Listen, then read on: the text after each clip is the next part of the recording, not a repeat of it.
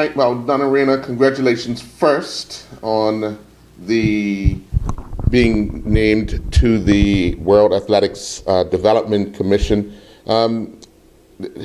That process was quite a long one, but how satisfactory is it for you to be on this so illustrious committee in the sport of track and field? I mean, for me, Earl, it's great. As you said, it was a very long process. I wasn't 100% sure whether I would end up being selected. There was 150 people that had applied. There were three different commissions: development, competition, and governance. I felt that my area of expertise was more in the development side of it, because that's pretty much, what I've been doing since I've been president of BNAA. But it was a surprise when I received the email to say that, I was selected. I know I went through all of the different steps. I know of some people that weren't able to get from step one. So, I got from step one. So I was pretty pleased with that. And then, I went through the interview process, and I have to say, I felt kind of confident after the interview, because, when you have an interview and it goes on for a long time, you realize and recognize that the person is definitely interested in what you're saying. And, one question led to the other. So I was kind of pleased when I got off the call from the interview. And then we had to go to the vetting. Fortunately, I didn't have to be vetted because I'd already been vetted in September. So for me, this is great, especially for Little Bermuda, having someone on a World Athletics Commission. I think that's fantastic. The rules of this particular commission, I know it's the development side, but what are some of the things you're looking forward to working on once you guys get up and running? Well, one of the major things, of course, is trying to expand track and field into all areas of the world. And that's looking at grassroots track and field kids athletics.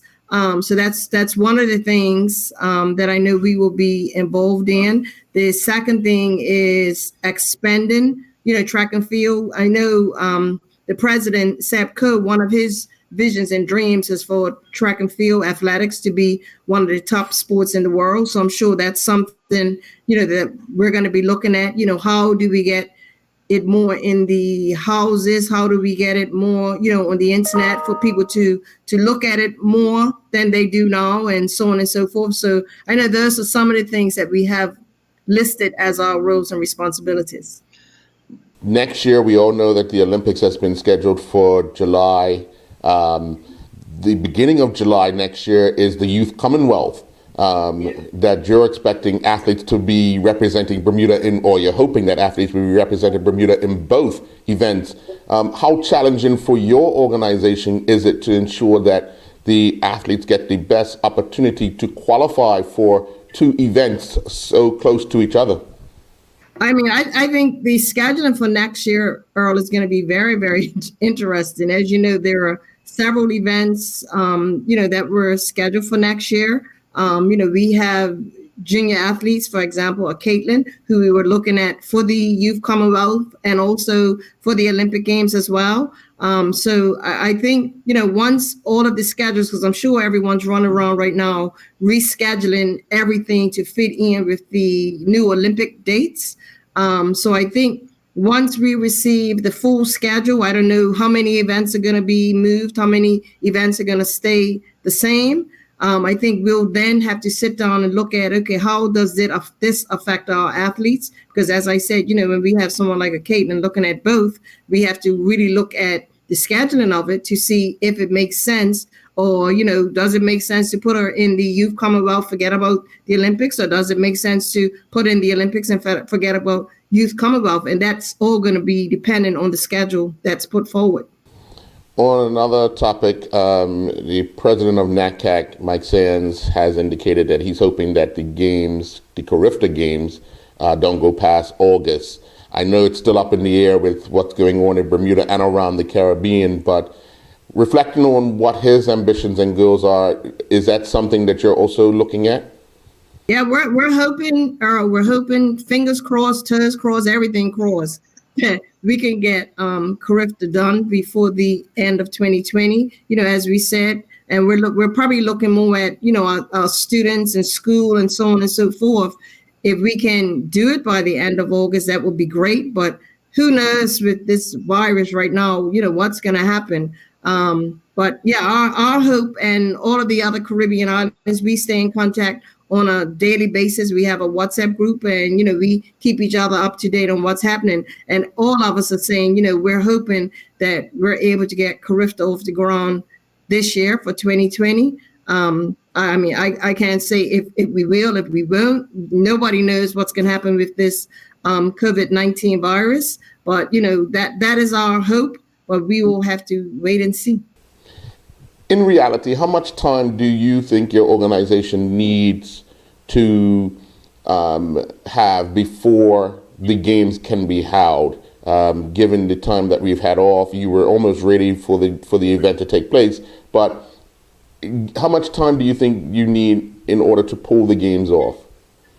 For us, Earl, in all reality, we are ready. I mean, pretty much we had everything. Our office right now is really stacked.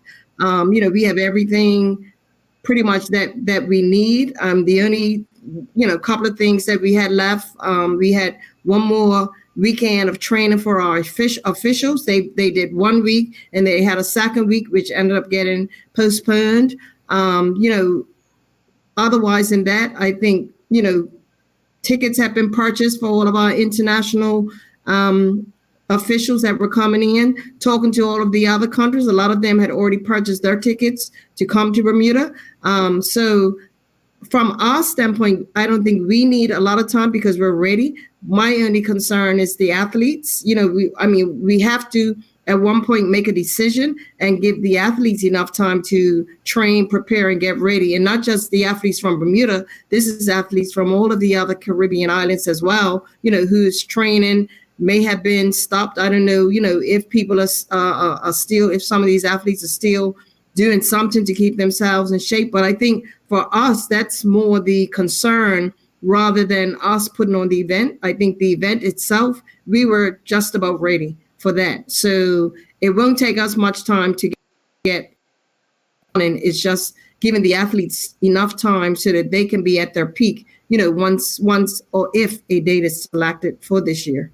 All right. Well, you stay safe. Congratulations again. And we'll be talking to you once this COVID-19 rids itself of Bermuda and the world. Yes. Thanks, Earl. You stay safe too.